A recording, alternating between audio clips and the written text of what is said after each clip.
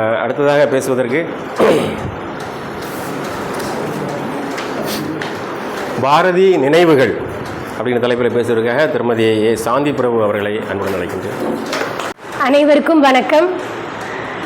இந்த பாரதியோட பிறந்தநாள் விழாவில் எனக்கு பேச வாய்ப்பளித்தமைக்கு திரு நெல்லைதேவன் ஐயா அவர்களுக்கும் மாரிமுத்து ஐயா அவர்களுக்கும் எனது மனமார்ந்த நன்றிகள். துன்பமினி இல்லை, சோர்வில்லை, சோர்வில்லை, தோற்பில்லை, நல்லது தீயது நாம் அறியோம், நாம் அறியோம், நாம் அறியோம், அன்பு நெறியில் அறங்கள் வளர்த்திட நல்லது நாட்டுக, தீமையை ஓட்டுக, நின்னை சரணடைந்தேன் கண்ணம்மா, நின்னை சரணடைந்தேன். எவ்வளோ ஒரு அருமையான வரிகளில் நம்ம பாரதியார் பாடியிருப்பாங்க. அவங்கள நம்ம ஒரு அஞ்சான் நெஞ்சனா பார்த்துருக்குறோம். எல்லாரும் சொன்ன மாதிரி அழிவுற்றான் அஞ்சான் அப்படிங்கிற அந்த ஒரே ஒரு தாரக மந்திரத்தை வச்சுக்கிட்டு தன்னுடைய வாழ்க்கை முழுவதும் பயணம் செய்து கொண்டிருந்த பாரதியாரை பாரதியாரின் வேற பல கோணங்கள்ல யாரால பார்க்க முடியும்னு நீங்க நினைக்கிறீங்க? நான் சும்மா ஒரு சாதாரணமா ஒரு கேள்வியை முன்வைக்கிறேன். பாரதியாரை பத்தி ஏகப்பட்ட புஸ்தகங்கள் வந்திருக்கு. பாரதியாரை பத்தி நிறைய பேர் எழுதியிருப்பாங்க. கூட இருந்தவங்க சொல்லியிருக்காங்க, வேவே சோயர் சொல்லியிருக்காங்க, சுப்பிரமணிய சிவா சொல்லியிருக்கிறாங்க, ஐயா நிறைய சொல்லியிருப்பாங்க. ஆனா அவங்கள பத்தி முழுமையா தெரிஞ்சு ஒருத்தவங்களால எல்லாமே சொல்ல முடியும்னா நம்ம யாரை நினைப்போம்? கண்டிப்பா மனைவியை தான் நினைப்போம். திருமதி செல்லம்மாள் பாரதி அவர்கள்.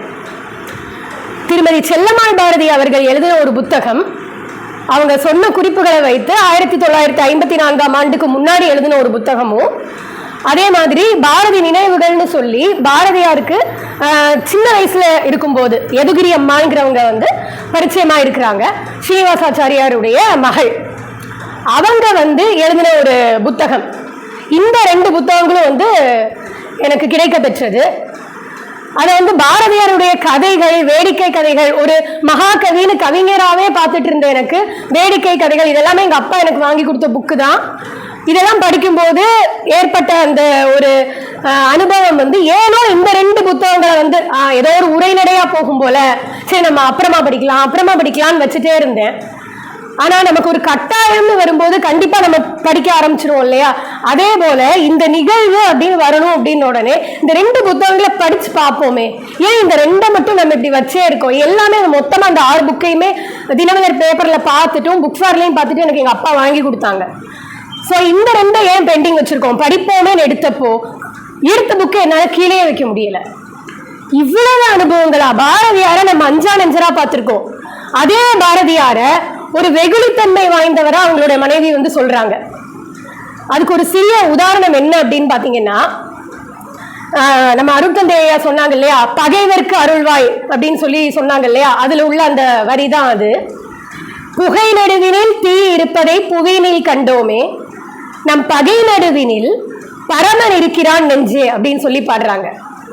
இது எதுக்காக இந்த இடத்துல சொல்றேன் அப்படின்னு பாத்தீங்கன்னா, பாரதியாருக்கு வீட்டுக்கு நிறைய நண்பர்கள், அவங்களுக்கு பிடிச்சவங்க நிறைய பேர் பேச வருவாங்க. மாடியில வச்சுதான் பேசுவாங்க.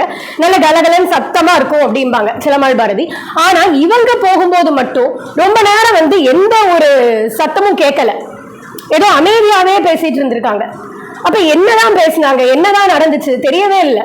ஒரு 1 மணி நேரம் கழிச்சு பாரதியார் கீழே இறங்கி வராங்க. செல்லம்மா நான் கொஞ்சம் வெளியில போயிட்டு வரேன் அப்படின்ட்டு போறாங்க. இது எங்க அப்படின்னு பாத்தீங்கன்னா, புதுவையில இருந்த அந்த நேரம். புதுவையில நம்ம பிரிட்டிஷ் சர்க்காரினுடைய ஆதிக்கம் அந்த அளவுக்கு இல்லை. அதனாலதான் இந்தியா பத்திரிகை நம்ம தமிழ்நாட்டுல முடக்கப்பட்டிருந்த நேரம் கிருஷ்ணமாச்சாரியாருடைய ஆலோசனைப்படி அவங்க புதுவை நோக்கி சென்றது. சரிங்களா? அப்போ அப்படிப்பட்ட ஆளு எங்க கிளம்பி போறாங்க? எங்க போனாலும் பாரதியாருக்கு ஒரு ஆபத்து இருக்கு. ஐயோ புதுவையோட எல்லையை அவங்க தாண்டிடக்கூடாதுன்னு செல்லம்மாள் பாரதிக்கு பயம். வேண்டாத கடவுள் இல்லை, அவங்க திருப்பி வர்ற வரைக்கும் அவங்க அவ்வளோ ஒரு பதற்றத்தோட இருக்காங்க. ஒரு நாள் பொழுது பூரா கழியுது. வந்தவங்க யாருன்னு தெரியாது, எங்க போனாங்கன்னு தெரியாது. மறுநாளும் ஆகுது. பயத்துல கடையத்துக்கு இப்ப இந்த மாதிரி போன் இருக்கா, மெசேஜ் இருக்கா, ஒன்றும் கிடையாது. பயத்துல தகவல் அனுப்பி எப்படியோ தெரிஞ்சு கடையத்துல இருந்து அவங்க அப்பா கூட வந்துட்டாங்க. அப்படி 2-3 நாள் கழிஞ்ச உடனே பாரதியார் வராங்க. அப்ப கூட அந்த புது கோட்டு சட்டையோட, அவங்களுக்கு புது ட்ரெஸ் அப்படின்னா ரொம்ப பிடிக்குமா. எப்பவுமே அப்படி அந்த வறுமையின் பிடி வாட்டிய போதும் அப்படி புது சட்டையோட தான் போவாங்களாம். அப்படி கோட்டெல்லாம் நீட்டா போட்டு அப்படி ஒரு குதிரை வண்டியில இறங்குறாங்க. எல்லாரும் பதட்டத்தோட போகும்போது இவங்களோட அத்திம்பேல்னு சொல்றாங்க. எனக்கு கரெக்டா வந்து அந்த முறை வந்து அந்த இடத்துல தெரிய வரல. அவங்க வந்து சொல்றாங்க, நான் பாரதியாரை எங்க கண்டுபிடிச்சேன்னு தெரியுமா, புதுவை எல்லையை தாண்டும் போது கண்டுபிடிச்சேங்கிறாங்க. நம்ம நினைச்ச மாதிரி இவன் வந்து ஏமாத்தி கூட்டிட்டு போக பார்த்தான். இவனை பத்தி எல்லா இடத்துலயுமே தெரியும். ஆனா அவன் பேசினாங்கிற வார்த்தையை நம்பி உன் வீட்டுக்காரர் போறாரு அப்படிங்கிற மாதிரி வருத்தப்பட்டு சொல்றாங்க. அந்த அளவுக்கு ஒரு வெள்ளந்தி. எப்படியாவது நம்ம நம்மளுடைய தமிழகத்துக்கு திரும்பிட மாட்டோமா, திருப்பி வேற விதத்துல நம்ம புரட்சி ஆரம்பிக்க மாட்டோமாங்கிற ஆர்வத்துல அவங்க திரும்புறாங்க. அப்படி இருந்த எல்லாருக்கும் வந்து வருத்தம் தான், இப்படி அவர் போயிட்டாரேன்னு. 2-3 நாள் கழிச்சு அதே பகைவன் திருப்பி வீட்டுக்கு வராங்க. நம்மளா இருந்தா அந்த இடத்துல ஒரு சாதாரண மனிதர்களா இருந்தா என்ன செய்வோம், கண்டிப்பா வீட்டுக்குள்ள ஏத்துறதுக்கு தயங்குவோம். பாரதியார் ஆனா பாடுறாங்க இந்த பாட்டை, புகை நடுவினில் தீ இருப்பதை புவியில் கண்டோமே, நெஞ்சே பகை நடுவினில் அன்புருவான நம் பரமன் வாழ்கிறான்னு பாடணும்னு அவ்வளவுதான். அந்த பகைவன் அப்படியே காலிலே விழுந்துடுறாங்க. இதை தவிர வேற என்ன வேணும், சாஷ்டாங்கமா விழுந்துடுறாங்க. அவ்வளவுதான், என்ன மன்னிச்சிருங்கன்னு சொல்லி செல்லம்மாள் பாரதியும் ஓகே என்ன மன்னிச்சிருங்க அப்படிங்கிறாங்க. நான் உண்மையிலேயே ஒரு கெட்ட நோக்கத்தோட தான் கூட்டிட்டு போகணும்னு நினைச்சேன். ஆனா இப்படி ஒரு மென்மையான மனிதரை போய் நம்ம ஏமாத்தி கூட்டிட்டு போனோமே அப்படின்னு நான் இப்ப வெட்கப்படுறேன்னு சொல்றாங்க. செல்லம்மாள் பாரதி இன்னொரு அழகான விஷயத்தை குறிப்பிடுறாங்க. அதாவது பாரதியார் வந்து என்னதான் எவ்வளவோ அவமானங்களுக்குள்ள இருந்தாலும், அதாவது அவங்களுடைய பெரும்பாலும் பாரதியாரை நம்ம பித்தன்னு அறியப்பட்டிருக்கோம் இல்லையா. அப்போ அவங்களுடைய பெண், அவங்களுடைய செல்ல மகள் தங்கம்மாள் வந்து சொல்றாங்க, அப்பா நிறைய பேர் வந்து என்கிட்ட சொல்றாங்கப்பா, எனக்கு கொஞ்சம் அவமானமா இருக்குப்பா, அவங்களை வந்து பித்தன்னு சொல்றாங்க, நீங்க ஏன்பா இப்படி நடந்துக்கிறீங்கன்னு கேட்கும்போது, பித்தன்கிறது அவமானம் கிடையாது, பித்தன்கிறது என்னுடைய சிவபெருமானுடைய நாமம்னு சொல்றாங்க. அந்த அளவுக்கு அவங்க தான் மேல ஒரு எதிர்மறையான ஒரு சிந்தனை வர்றது கூட எப்படி நேர்மறையா கொண்டு போறாங்கிறதுக்கு இது ஒரு சிறிய உதாரணம்.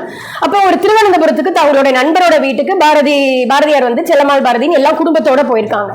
அப்படி குடும்பத்தோட போன இடத்துல அந்த சம்பந்தி வீட்டார், அந்த திருமண வைபோக நடந்துட்டு இருக்கிற வீட்டுல அந்த சம்பந்தி வீட்டார் இருக்காங்க இல்லையா, அவங்க வராங்க, சும்மா இன்வைட் பண்றதுக்காக வராங்க. அப்படி வரும்பொழுது என்ன ஆகுதுன்னா, பாரதி அந்த வீட்டுல இருக்காங்கன்னு தெரிஞ்சும் வேணும்னே, அது என்னன்னாலும் எடுத்துக்கலாம், இந்த இடத்துல செல்லம்மாள் பாரதி வந்து அவங்க வந்து சர்க்காரால உத்தியோகத்துல இருக்காங்கிற செருக்குன்னு சொல்றாங்க.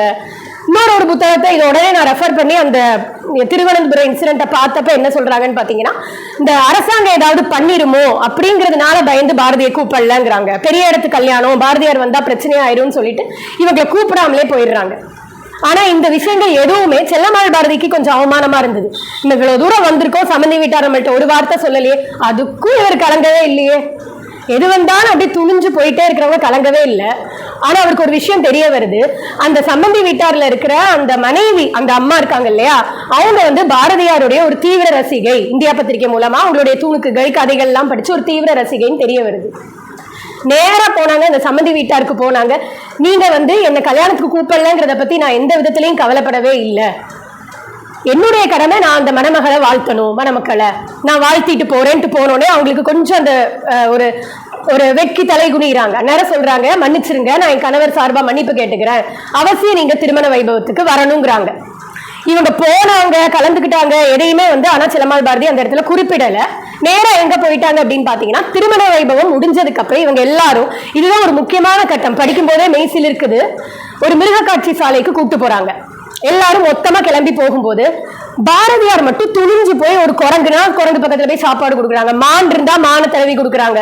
அப்ப அந்த மிருக காட்சி சாலைகளும் சொல்றாங்க, நீங்க எங்கனாலும் போங்க, அந்த சிங்கத்துக்கிட்ட மட்டும் போயிடாதீங்க அப்படி. ஆனா இவர் என்ன தெரியுமா பண்றாரு, எல்லாரும் பார்க்கும்போது அந்த சிங்கத்துக்கிட்ட போறாங்க, போயிட்டு உன்னுடைய பலத்திலையும் உன்னுடைய வீரத்திலையும் எனக்கு பாதியாவது கொடு, நீ உள்ளொன்று வைத்து புறமொன்று பேசும் ஒரு சாதாரண மனித பிறவி இல்லை, நீ வந்து ஒரு சிங்கம், கர்ஜனை செய், நீ என்ன எதுவுமே பண்ணிடாத, இங்க சொன்னவங்க சாட்சியா எதுவுமே பண்ணிடாதன்னு அவங்க சொல்றாங்க. அந்த சிங்கம் 10 நிமிஷம் கர்ஜனை பண்ணிச்சான். பாரதியார் வந்து அந்த சிங்கத்தை தடவை கொடுத்திருக்காங்க, தொட்டு பார்த்திருக்கிறாங்க, எல்லாம் பண்ணிருக்கிறாங்க, ஒண்ணுமே பண்ணல, பெட்டி பாம்பா அடங்கி இருந்திருக்கு. இந்த ஒரு இன்சிடென்ட் போதாதா அந்த சம்பந்தி வீட்டார் அந்த அவமானப்படுத்தினவங்க வந்து இன்னும் வெட்கி தலை குனிறதுக்கு? அதுலயும் இன்னொரு ஒரு அழகான விஷயமோட முடிக்கிறாங்க. அதை தேடும் போது, அதை படிக்கும் போது இன்னும் ரொம்ப அருமையா இருந்துச்சு. பாரதியார வந்து எல்லா சமூகத்தினரையும் ஒண்ணுபடுத்தினாங்க. கேளடா மானிடவா இங்கு கீழோன் மேலோன் இல்லைன்னு பாடினாங்க இல்லையா, அதனால அவங்க எல்லா ஜாதிக்காரங்களும் அவங்க வீட்டுக்கு வந்தாங்க. அது வந்து இவங்களுடைய அந்த அக்ரஹார வீட்டுல இருக்கிறவங்களுக்கு எல்லாம் பிடிக்கல, இவரை வந்து ஒதுக்கிட்டே இருந்தாங்க. ஒரு உற்சவ விழாவில் கூட பாரதியாரை நேரடியா கலந்துக்க விருப்பப்படவே இல்லை. ஆனா எல்லாரையும் விட அதிக அளவு ஞானமும் அறிவும் நம்ம பாரதியாருக்கு இருக்குங்கிறத அவங்க மறந்துட்டாங்களோ என்னவோ தெரியல. அது எந்த சந்தர்ப்பத்துல வெளிப்பட்டுச்சு தெரியுமா? ஒரு நாள் ஒரு உற்சவ விழாவில் யார் அவமானப்படுத்தினாலும் பாரதியார் தயங்கவே மாட்டாங்க. ஓரமா நின்று அவங்க பாட்டுக்கு பித்தன் சொல்லிட்டு போட்டோம் பாடுவாங்க, ஆடுவாங்க. சமஸ்கிருதம் மொழியில தான் பாட்டு வரும், எல்லாமே பண்ணுவாங்க. ஒரு நாள் அப்படி பாடிட்டு போடும்போது அந்த பாகவதற்கு தொண்டை கட்டிடுச்சு. அப்படி தொண்டை கட்டினோடனே அவரால் மேற்கொண்டு பாட முடியல, பஜனை கோஷ்டிகளால சேர்ந்து இது பண்ண முடியல. நம்ம பாரதியார் திடீர்னு ஆவேசம் உள்ளவரா உள்ள வந்தாங்க. கோவிந்த கிருஷ்ண ஹரி யதுவீரா ஆரம்பிச்சவர் டக்குன்னு தமிழுக்கு மாறிட்டார்.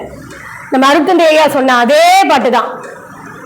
காக்கை சிறகினிலே நந்தலாலா நின்றன் கரிய நிறம் தோன்றுதடா நந்தலாலா. அதே பாடலினுடைய வரிகளை அதே தாளத்துல அதே ராகத்துல அந்த பாடலுடைய அர்த்தத்தை தமிழ்ல உடனே மொழிபெயர்த்து பாடிட்டாங்க. அந்த இடத்துல அந்த பஜனை கோஷ்டிகள் அவ்வளவு சந்தோஷமா கூட சேர்ந்து பாடுதான். அதாவது அவங்க எவ்வளவு அழகா மென்ஷன் பண்ணிருக்காங்க தெரியுமா? வானளவு கர்ஜனை கேட்டதுன்னு போட்டிருக்காங்க. வேற எந்த உற்சவ விழாலே அந்த அளவுக்கு ஒரு சந்தோஷம் வந்து அந்த பஜனை கோஷ்டிகள்கிட்ட இல்லை. ஆனா இந்த இடத்துல இருந்துச்சுங்கிறாங்க. காரணம் என்ன? நம்ம தமிழ் மொழியில அவங்க பாடினதுனால. ஒரு சமயம் செல்லம்மாள் பாரதி வந்து பகவத்கீதையையும் ஷியாமலா தண்டகம் இந்த ரெண்டையும் வந்து படிக்க முடியாம கஷ்டப்பட்டு சமஸ்கிருதத்துல படிச்சுட்டு இருந்திருக்காங்க. பாரதியார் வந்து இறங்கி வராங்க மாடியில இருந்து. என்ன செல்லம்மா, என்ன படிக்கிற? ஏன் இவ்வளோ கஷ்டப்பட்டு படிக்கிற? இல்ல நான் வந்து தமிழ் மொழியில மாத்திட்டேன் அப்படின்னா நீங்க சொன்ன மாதிரி நான் தமிழ் தான் எழுதியிருக்கேன், படியேன். மாத்திட்டா அது ஏதாவது தெய்வ குற்றமாயிருமோன்னு எனக்கு பயமா இருக்கு. உடனே அர்த்தம் புரிஞ்சு படி. நீ அர்த்தம் புரியாம நீ பாட்டு பாடி நீ வந்து பகவான் கிட்ட வேண்டி என்ன பிரயோஜனம்? இதை எடுத்து படிங்கிறாங்க. இதே இந்த இன்சிடென்ட் நடக்கும்போது பேரலா ஒரு அழகான இன்சிடென்ட்டை சொல்றாங்க. எல்லாரும் கூடி இருக்கிறாங்க பக்கத்து வீட்டுல. அவங்க எல்லாம் அந்த அக்ரஹார தெருவில் இருக்கும்போது அவங்க ஒரு மாமிக்கு வீட்டுல மருமகள் வராங்க. மருமகளுக்கு ஒண்ணுமே தெரியல பாடுறதுக்கு. இந்த காலத்துல மருமகள் தான் கேட்கறாங்க மாமியாருக்கு சமைக்க தெரியுமா அப்படின்னு. ஆனா அந்த காலத்துல அப்படி இல்லையே. வந்து கேட்கறாங்க இந்த ஆரத்தி எடு பாட்டு பாடுங்கும் போது மருமகள் அப்படி தயங்குறாங்க. அந்த மாமி எல்லாத்தையும் கரைச்சு குடிச்சிருக்காங்க, எல்லாமே தெரியும். அப்ப பாரதியார் வந்து பாக்குறாங்க. பாடுமா, உனக்கு தெரிஞ்சதை பாடு. போய் பாடுறா அந்த பொண்ணு ஆரத்தி எடுத்துக்கிட்டு. அம்மா எனக்கு எந்த பாட்டுமே பாட தெரியாதுமா, உன்னை மட்டும்தாம்மா எனக்கு முழுசா நம்ப தெரியுங்கிற மாதிரியான அர்த்தத்துல அவ பாடுறான். நம்ம சினிமா பாட்டுலயுமே அதே மாதிரி ஒரு பழைய பாட்டு ஒண்ணு வரும். எல்லாரும் தவம் பண்ணி எல்லாருமே யாகம் வளர்க்கும் போது ஒரு பாடல் ஒண்ணு வரும். எங்க அப்பா அந்த பாட்டை அடிக்கடி வீட்டுல கூட போடுவாங்க. இப்போ இந்த நேரத்துல வரல. ஆனா அந்த பாட்டுக்கு உண்மையிலே கடவுள் வந்து மனமிறங்கி வர்ற மாதிரி அந்த இடத்துல எல்லாருமே வந்து சிரிக்கிறாங்க. ஆனா பாரதியார் மட்டும் வந்து பாராட்டுறாங்க. இவ்வளவு நாள் நீங்க பாடுனீங்களே, ஷியாமலா தண்டகத்தை இங்க உட்காந்து வாசிச்சிருக்கீங்களே, அர்த்தம் சொல்லுங்க பாப்போம். தெரியாது. இவ்வளவு நாள் நீங்க படிச்சீங்களே, கீதா உபதேசம் சொல்றீங்களே, அர்த்தம் சொல்லுங்க பாப்போம். தெரியாது. ஆனா இந்த பொண்ணு பாருனா இல்லையா, இதுதான் உண்மையான பக்தி. நான் இவ்வளவுதாமா எனக்கு தெரியுது, ஆனா நான் உன்னை முழுசா நம்புறேன், நீ வாமாங்க அல்ல. இந்த பொண்ணுக்கு தான் நம்ம கூட்டத்திலே வந்து அதிக அளவுல வந்து பக்தி இருக்கு, அப்படி கடவுள் அருள் இருக்குன்னு அவங்க சொல்றாங்க. இதுல ஒரு அழகான ஒரு விஷயம் என்னன்னா, இந்த இந்தியா பத்திரிகை வந்து முடக்கப்பட்டிருந்த சமயம் வந்து அவங்கள வந்து சீனிவாசாச்சாரியார கைது செய்துட்டு போயிட்டாங்க. ஏன்னா அவங்கதான் பொறுப்பாளி அப்படின்னு சொல்லிட்டு இவங்களை வந்து என்ன பண்றாங்க, புதுவைக்கு அனுப்புறாங்க. ட்ரெயின்ல போகும்போது செல்லம்மாள் பாரதி சொல்றாங்க, முதல் தடவை நான் பாரதியாருடைய கண்ணில் ஒரு தயக்கத்தை பார்த்தேன், ஒரு தடுமாற்றத்தை பார்த்தேன். என்னாச்சு, நீங்க பயப்படுறீங்களான்னு ஒன்னே அப்பதான் அந்த வார்த்தையை சொல்றாங்க, அச்சமுற்றான் அழிவான் அப்படிங்கிற வார்த்தையை சொன்னாங்க. சொல்லிட்டு நான் அதுக்காக பயப்படல, என்னை கொண்டு ஜெயில போட்டாங்கன்னா என்னால இந்த மாதிரி எழுத முடியுமா? நான் களி சாப்பிட்டுக்கிட்டு உட்காந்தானே இருப்பேன், எனக்கு இப்படி எழுதுகோல் கிடைக்குமான்னு கேட்குறாங்க. அந்த இடத்துல அவருடைய பார்வை எப்படி இருக்கு? அந்த உண்மையான அந்த பக்தி, உண்மையான அந்த தேசப்பற்று, மொழிப்பற்றுங்கிறது அந்த இடத்துல புலப்படுது. எப்பவுமே என்ன கஷ்டமா இருந்தாலும் சரி, சந்தோஷமா இருந்தாலும் சரி, ஆவேசத்தோட பாரதியார் பாட ஆரம்பிச்சிருவாங்க. அந்த இடத்துல அவர் பாடின பாட்டு தான் என்ன பாட்டுன்னு பாத்தீங்கன்னா, மனதில் உறுதி வேண்டும், வாக்கினிலே இனிமை வேண்டும், நினைவு நல்லது வேண்டும், நெருங்கின பொருள் கைப்பட வேண்டும். நினைவு நல்லது வேண்டும்னு கேட்கிற இடமா அது? யாருக்காவது தோணுமா?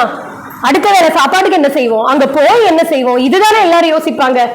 நீயே கதி, நீயே உன்னே சரணடைதேன்ட்டு போறாங்க. அங்க போற உடனே குப்புசாமி ஐயர் வீட்டுல அவங்களுக்கு அடைக்கலம் கிடைக்குது. கொஞ்ச நாள் நல்லா தான் போயிட்டு இருக்கிறாங்க. எங்க இருந்தோ அதான் இங்க நம்ம மக்களுக்கு தான் இந்த காலத்திலயும் சரி அந்த காலத்திலயும் சரி ஒருத்தர் நல்லா இருந்தாலே பிடிக்காதே, வேரோட அறுக்க பார்ப்பாங்களே. நீங்க வந்து பாரதியாருக்கு போய் அடைக்கலம் கொடுத்துருக்கீங்களே, இன்னும் 2 நாள் அவர் எப்படியாவது காலி பண்ண சொல்லுங்க. என்னைக்குனாலும் வந்து பிரிட்டிஷ் சர்க்கார் நம்ம புதுவை எல்லைக்கு உள்ள வரலாம், எலெக்ஷன் இருக்கு, என்னைக்குனாலும் என்ன பிரச்சனையும் வரலாம்னு சொன்னோன்னே இவருக்கு பயம் கொடுத்துருது. அச்சோ. ஆனா அந்த மகாகவிட்ட எப்படி பேச முடியும்? தயங்கி தயங்கி கேட்கிறாரு. உடனே பாரதியார் சொல்றான், ரொம்ப ஃப்ரீயா பேசுறாங்க. 2 நாள் டைம் இருக்கு, எனக்கு ஏதோ ஒரு விதத்துல பராசக்தி அருள்வா தருவாங்க, நான் போறேன் அப்படின்ட்டு நான் கண்டிப்பா காலி பண்ணிடுறேன். ஆனா அந்த 2 நாள்ல அவர் யோசிக்கிறாரு. அவருக்கு எந்த ஒரு ஐடியாவுமே வரல. நாளொன்று போவதற்கு நான் பட்ட பாடனைத்தும் தாளமறிமோ தறி அறியுமோ யார் அறிவார் அப்படின்னு பாடுறாங்க. நாள் ஒன்று போவதற்கு நான் பட்ட பாடம். அந்த 2 நாள் அவங்களால கடக்கவே முடியல. 2 நாள் முடிகிற தருவாய் வந்துருச்சு. எங்க இருந்து யார் வராருன்னே தெரியாது. செல்லம்மாள் பாரதி எவ்வளவு அழகா சொல்றாங்க தெரியுமா? இவ்வளவு கஷ்டம் இருந்தாலும் எங்களுக்கு ஏதோ ஒரு விதத்துல அடுத்த வேளை சாப்பாட்டுக்கு என்ன செய்வோம் தெரியாது. ஒரு நாள் ஒரு யுகம் போல இருக்கும், நாளைக்கு நாங்க எப்படி இருப்போம் தெரியாது. ஆனா எங்களுக்கு உண்மையிலே இவர் சொன்ன மாதிரி அந்த கடவுள், அந்த இறைவனுடைய அருள் எங்களுக்கு ஏதோ ஒரு விதத்துல கிடைச்சிரும் சொல்லி. அப்ப எங்க இருந்தோ வந்தாங்க, எங்க இருந்தோ யாரோ வந்தாரு. மெட்ராஸ்ல இருந்து புதுவையை நோக்கி பயணம் செய்யறாரு. நான் தங்குறேன், அந்த வீடு பக்கத்துல உங்களுக்கு ஒரு வீடு தரேங்கிறாரு. அந்த வீட்டுல இருங்க. அந்த 2 நாள் முடியும் போது அவருக்கு அந்த அருள் கிடைக்குது. அப்ப உருவான பாட்டு என்ன ஒரு அருமையான பாட்டு தெரியுமா? எங்கிருந்தோ வந்தான் இடை சாதினான் என்றான், இங்கிவனை யான் பெறவே என்னதவம் செய்திடிலேன். சூழ்நிலையை அப்படியே ஒரு கண்ணன் பாட்டுக்கு மாத்திட்டாரு பாத்தீங்களா? அதுதான் அந்த திறமை. அப்ப பாரதியார நம்ம எப்படிலாம் பார்த்தோமோ அவங்களோட ஒரு சாதாரணமா செல்லம்மாள் பாரதி சொல்றாங்க, சின்ன வயசுல இருக்கும்போது ஒரு சாப்பாட்டுல நெய் ஊத்துறோம் இல்லையா, அந்த நெய் வந்து ஒரு மாதிரி கேவலமா ஒரு ஸ்மெல் அடிச்சா கூட டக்குன்னு தூக்கி அதை வெளியில கொட்டிடுவாராம். அப்படிப்பட்ட ஆளாம். இது நமக்கு தெரியுமா? ஆனா அதே பாரதி எப்போ ஏழ்மையின் பிடியில் சிக்கி தவித்து ஒருவேளை சாப்பாட்டுக்கு கூட வந்து வழி இல்லாம இந்த வேப்ப மொட்டை இருக்குல்ல அதெல்லாம் பறிச்சு அந்த பழத்தை பறிச்சு என்ன கசக்கும், அதை நாட்டுல வைக்கவே கசக்கும், அதை சாப்பிடுறாங்க பசிக்காக ஏழைங்கன்னு பார்த்து அவர் சொல்றாரு, அந்த ஒரு வேப்ப பழத்தை எடுத்து நான் சாப்பிட்டு பார்த்தேன், அன்னைக்கு அது எனக்கு கசக்கவே இல்லை, இனிச்சுதுங்கிறாங்க. அதுல இருந்து நாக்கு சுவையையும் விட்டுட்டாங்க. அதே மாதிரி பணத்துக்கு மேல ஏன் அவருக்கு அவ்வளோ ஒரு வெறுப்பு வந்துச்சு? நேர குறைவு, நான் சற்று சுருக்கமாக கூறிக்கொள்கிறேன். பணத்துக்கு மேல ஏன் வந்து அவங்களுக்கு அவ்வளோ ஒரு வெறுப்பு? ஏன்னா அவங்க அப்பா அந்த மாதிரி பார்த்தாங்க. சின்ன வயசுல பதிகிற விஷயங்கள்லாம் நமக்கு அப்படி ஆணிவேற பதியும். அவங்க அப்பா அப்படி ஒரு பயங்கரமா நல்லபடியா வாழ்ந்த ஒரு ஆளு. எப்ப பொருளுக்கு பின்னாடி தேடி ஓடி ஆரம்பிச்சாங்களோ, பொருளை சேர்க்க ஆரம்பிச்சாங்களோ, அந்த பொருள் இழந்ததுக்கு அப்புறம் அந்த பொருளாலேயே அழி விட்டுறாங்க.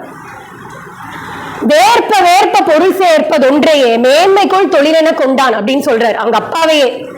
அதுல இருந்து அதாவது வேற்ப பொருள் சேர்த்து என்ன பிரயோஜனம், அதைத்தான் மேன்மைகோள் தொழில்னு கொண்டாங்க. கடைசியில அந்த பொருளாலேயே அவங்க வந்து எங்க அப்பா இறந்துட்டாங்கன்னு அவரு ரொம்ப உருக்கமா வருத்தமா பாடுறாங்க.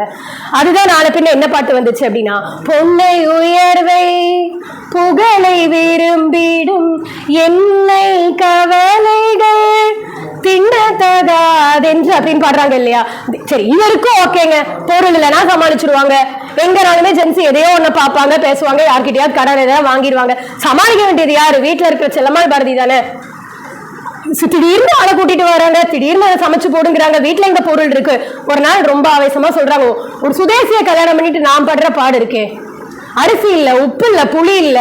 அப்படியே பாரதியார் அமைதியா இருக்காங்க. நமக்கு 2 பொம்பளை பிள்ளை, நாளைக்கு அவளுக்கு நம்ம என்ன பண்ணி கொடுக்க முடியும்? உங்களுக்கு ஏதாவது தோணுதா? பத்திரிகைக்கு ஒழுங்கா எழுதி போட்டுக்கிட்டே இருங்க. பாதி இது காசு வருது, பாதி இது காசு வருது, என்ன பண்ண போறோம்? போறார் வீர வேசமா நெஞ்ச நிமிர்த்திட்டு போறாங்க. இல்லை என்ற சொல்லை இனிமேல் புவியில் இல்லையாக வைப்பேன் அப்படின்னு ஒரே வார்த்தை சொல்லி பராசக்தி தான் அப்படியே போறாங்க. ஐயா சொன்ன மாதிரி காணி நிலம் வேண்டும், அங்க ஆரம்பிக்குது. அந்த காணி நிலம் வேண்டும்ங்கிற வார்த்தை இருக்குல்ல, அவங்களுக்கு மாட மாளிகை எங்க இருந்துச்சு அந்த காலத்துல? பாரதியாருக்கு. ஆனா அதுலயே அவங்களுடைய கற்பனா சக்தியை பாருங்களேன். கேணி அருகினிலே அந்த லைன் தான் அருமையான லைன். கேணி அருகினிலே தென்னை இளங்கீற்றும் இளநீரும். கேணி எங்க இருக்கு? முதல்ல மாட மாளிகை எங்க இருக்கு? கேணியே இல்ல. கேணி பக்கத்துல என்ன வந்துருச்சு அவங்களுக்கு? தென்னை இளம் கீற்றும் இளநீரும் வந்துருச்சுன்னு சொல்றாங்க. எல்லாரும் அப்ப சிரிக்கத்தான் செய்வாங்க. என்னையா உண்மையிலே அப்பித்தன் மாதிரி பாடுறாங்களே. இந்த காலத்துல நிறைய மனவள பயிற்சிகள் வந்துட்டு நம்ம புக் ஃபேர்ல அதிகமா வித்த புக் என்ன புக்குன்னு பாத்தீங்கன்னா அந்த ரகசியம், சீக்ரெட் புக், ஆழ்மனதின் அற்புத சக்தி புக்கு அது உட்காந்து படிக்கிறோம். நல்ல ஒரு வாரம் படிப்போம், 2 நாள் ஃபாலோ பண்ணுவோம், 3ஆவது நாள் ஃபாலோ பண்ணுவோம். ஆஹா அற்புதம், பக்கத்துல ஒரு காஃபி வேணுமா, காஃபி வந்து கையில தந்துருவாங்க. அவ்வளவு தூரம் நமக்கு சக்தி வந்துட்டா நினைப்போம். 4ஆவது நாள் நம்ம அதை விட்டுருவோம், மறந்துருவோம். பாரதியார் அப்படி இல்ல. வாழ்க்கை நெறி எதை சொன்னாங்களோ அதை வாழ்ந்து காமிச்சாங்க. அந்த காலத்துல யார் சொல்லி கொடுத்தா ஆழ்மனதுக்கு இவ்வளவு அற்புத சக்தி இருக்குன்னு? காணி நிலம் வேண்டும், கிடைச்சிருச்சு. சரி, கேணி அருகினிலே கிடைச்சிருச்சு. அந்த கேணி மட்டும் இல்ல, அதன் அருகினில் தென்னை இளம் கீற்றும் இளநீரும்னே சொல்லிட்டாங்கல்ல. அது எப்ப ப்ரூவ் ஆச்சு தெரியுமா? புதுவையில இருக்கும்போது 1919ஆம் ஆண்டு கார்த்திகை மாசம் ஒரு பேரிடர் ஏற்பட்டுச்சான். அதுலதான் இப்ப நான் சொல்ல போற அந்த எதுகிரி அம்மாளோட இன்ட்ரோடக்ஷன் வரும். எதுகிரி அம்மாள் வந்து சொல்றாங்க, சின்ன வயசுல நாங்க எல்லாம் பதறோம், நாளைக்கு காலையில என்ன ஆக போகுது, இன்னைக்கு இந்த போன வருஷம் ஃபிளட் வந்துச்சு, அந்த ஃபிளட்ல ஒண்ணுமே நம்மளால பண்ண முடியல, 5 நாள் கரண்ட் இல்ல, 5 நாள் கரண்ட் இல்லைன்னா நம்ம ஈபிகாரங்களை திட்டுறோம், அவங்க படுற சிரமங்கள் நமக்கு தெரியல. ஆனா பாரதியார், வேவேசு ஐயர், இவங்க சுந்தரேஸ்வரர் சார் எல்லாருமே சேர்ந்து, ஐயர் எல்லாருமே சேர்ந்து அவங்க அதுக்காக போராடினாங்க. அந்த இழந்த வீடு, இழந்த இடங்களை வந்து மீட்க போராடினாங்க. அப்படி பண்ணும்போது ஒரு அற்புதமான விஷயம் என்னன்னு பாத்தீங்கன்னா, நம்ம பாரதியார் வீட்டுக்கு பின்னாடி இருக்கிற அந்த கிணத்து பக்கம் இருக்கிற தென்னை மரங்களுக்கு ஒண்ணுமே ஆகலையாம். எல்லா மரமும் விழுந்துருச்சு. அது மட்டும் விழவே இல்லை, எதுவுமே விழல. எல்லாரும் வந்து அதிசயமா பாக்குறாங்க. அப்ப பாரதியார் சொல்றாரு, நான் அன்னைக்கு மெட்ராஸ்ல பாடும்போது சிரிச்ச வாயெல்லாம் இப்ப என்னாச்சு? கேணி அருகினிலே தென்னையிலும் கீற்றும் இளநீரும் இந்தாதான் இருக்குதே. கற்பனா சக்தியினுடைய அபூர்வமான விஷயத்த பாரதியார் அன்னைக்கே சொல்லிட்டாங்கன்னு இப்ப செல்லம்மாள் பாரதி சொல்றாங்க. ஒரு வைர மாணிக்கத்துக்கு திருமணம் வந்து ஒரு பெரிய தடையாத்தான் இருந்திருக்கு. ஆனா நான் வந்து தடையா இருக்க விருப்பப்படல. அதனாலதான் நான் பாரதி சொல்ல எல்லாத்துக்குமே கேட்டுட்டு இருந்தேன், அந்த பராசக்தியை மட்டுமே நம்பின்னு செல்லம்மாள் பாரதி ஒரு இடத்துல சொல்லும் போது இப்ப இப்படி ஒரு உத்தம பெண்மணியான் இருந்துச்சு. உண்மையிலே அவங்க தவிர வேற யாரால வாழ முடியும்?